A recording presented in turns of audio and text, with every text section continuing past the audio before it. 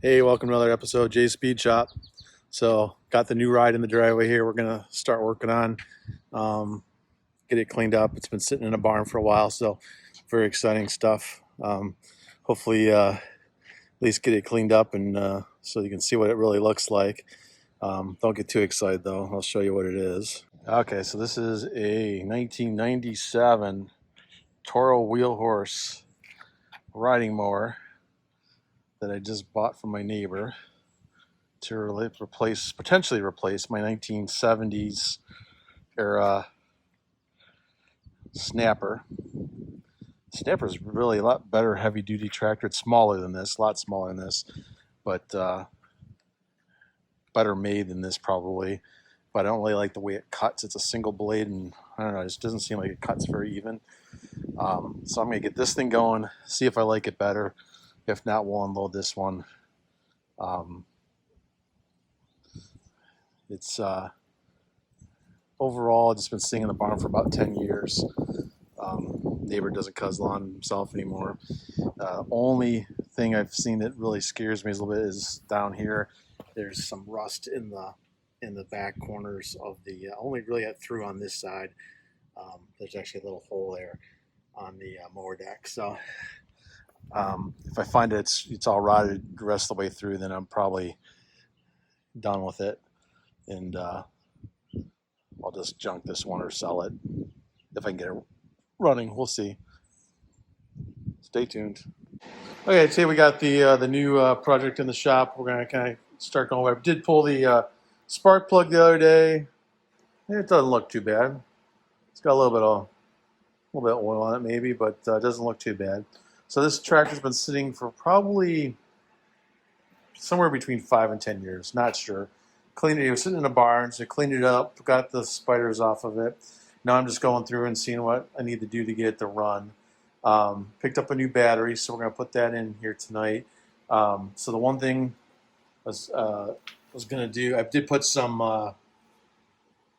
whatchamacallit, not oil, but PB Blast in this cylinder last night, let it sit, so just to make sure it's loosened up.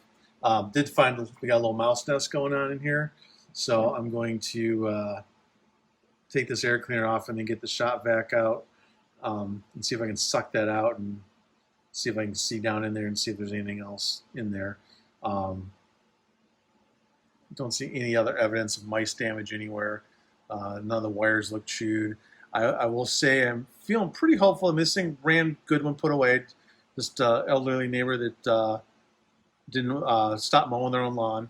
The one thing I noticed is the fuel tank was completely empty, and the fuel filter looks clean and completely empty. So it's making me think that he drained the gas out of or ran it out of gas before he put it away. So that's a good sign that they won't have a bunch of gummed up gas in the system. So I'll probably may pull the fuel bowl off and see what that looks like before I try firing it up. But first thing is get rid of this mouse nest.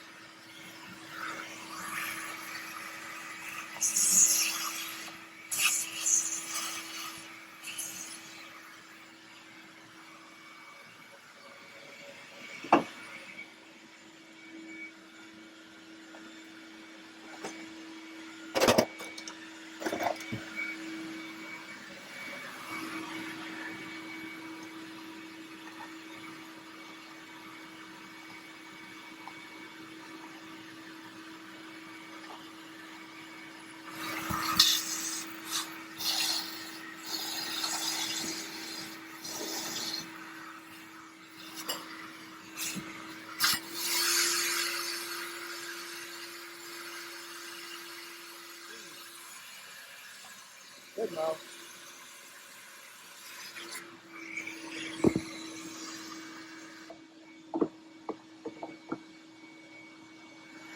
Got dead mouse there. Hopefully I'll just come.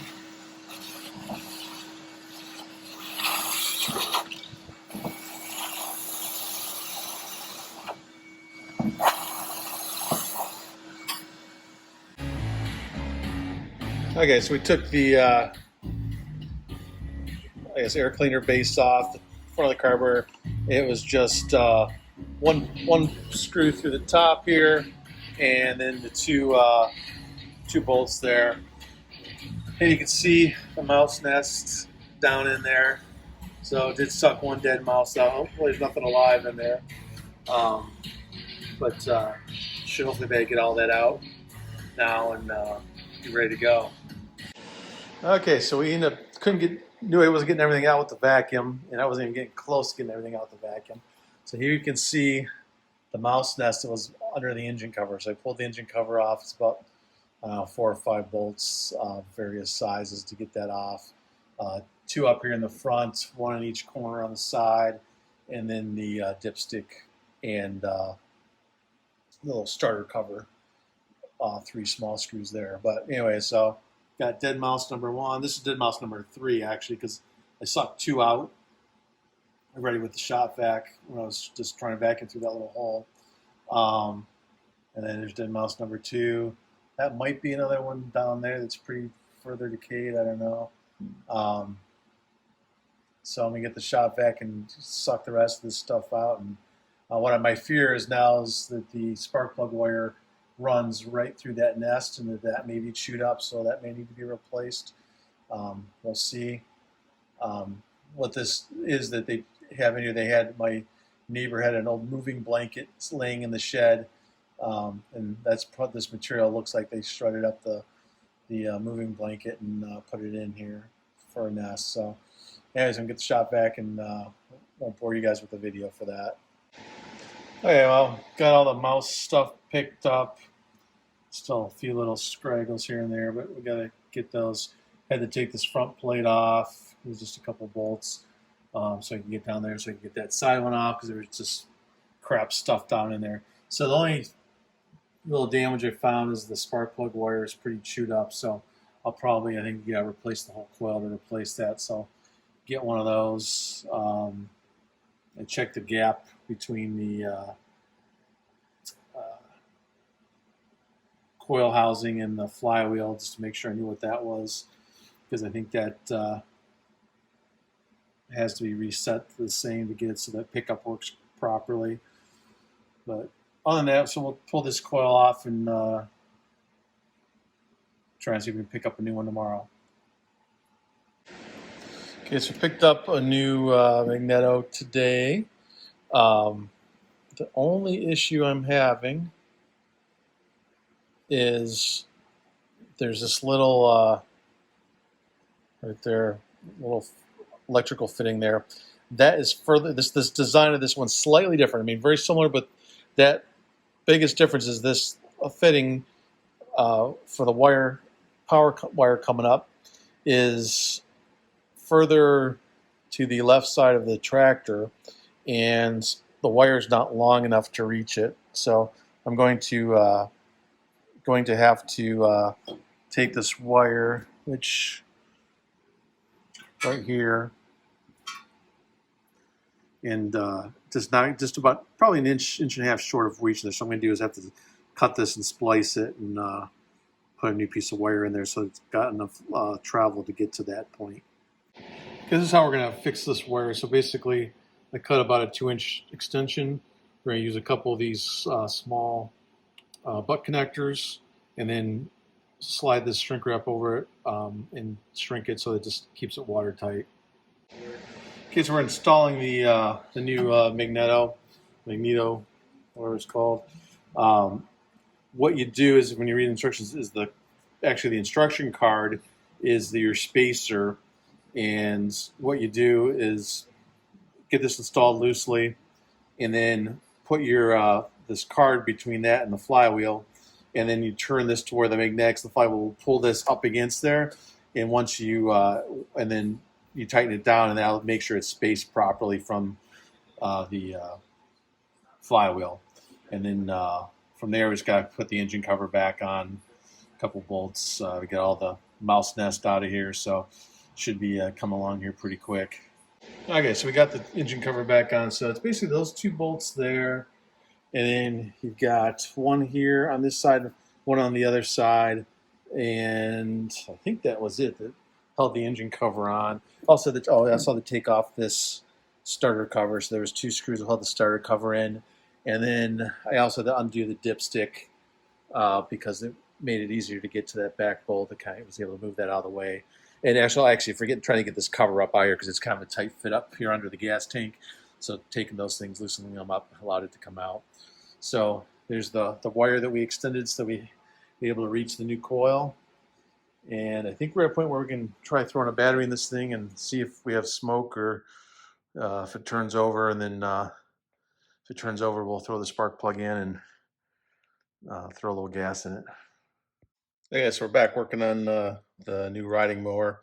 The came in today, noticed that the fuel bowls, the guy had taken the fuel bowl off to just kind of spray some carb cleaner up there and make sure there wasn't any gunk in there. It was nice and clean, but it's leaking around. I think the gasket was dried out on the nut that goes through the bomb, so I'm going to take that off. I just put a pair of vice grips on the fuel line so it doesn't keep dumping gas, and then I'm going to take that off and run it up to the store and grab a new gasket. And then all we got left to do on this thing is sharpen the blades. So I had it up and tried to get them off the other night, and they were on there pretty good. So I threw some PB Blast on and let it soak for a few days. So we're gonna jack it back up here and see if we can get that off as well. Okay, so the easiest way to, the only, I guess is the easiest, the only way to remove the blades is just you got to undo this nut, and this one, I think it's like a 5/8 bolt here. And sometimes some of my other tractors, it's got two you got to take the blade off. Anyways, it's pretty much as simple as doing that. This one is a little bit rusted up, so we're gonna give it a shot here and see what happens. Another thing that helps sometimes is put a piece of wood. You can sometimes wedge a piece of wood so that the blade doesn't try and turn. I'll show you how that kind of looks. So you can see how I wedged the piece of wood there so that when I go to turn the blade stops turning, and that way it's easier to get this bolt undone. Okay, guys, so I just got the blade sharpened. So I just ran it through the grinder just real lightly. Took off the dull edge. Actually, they weren't too bad, but just cleaned them up. So we're gonna throw those back on now. So this is the last thing I did. This is the safety switch. So you see there's a weight pressure switch on the bottom of the seat, and goes to this here and plugged into this plug, which then basically cuts off there's no weight on there, it cuts off power to the coil. And which means if you get up and then it shuts off. So personally, I like to be able to jump off the tractor and grab there's sticks on laying in the way or something like that without having to shut it off every time. So I bypass it. I like to just put two spade connectors on the end of a piece of wire and just plugged it into this connector, and that bypasses the seat switch. Part of the reason I'm doing it too is because my seats needs to be replaced, and I'm not sure if the new seats will have a spot to put that little sensor, and whether they can even get that sensor out without breaking it, because it's probably hard as rock. I'm sure they sell a new one, but to me, I really don't care if I have it. Wouldn't do this if you have little kids, or not little kids, but younger kids that are using your tractor and stuff like that. But or even the younger kids in the house, I wouldn't do it. But for me, it's not a big deal, and we'll see how it works.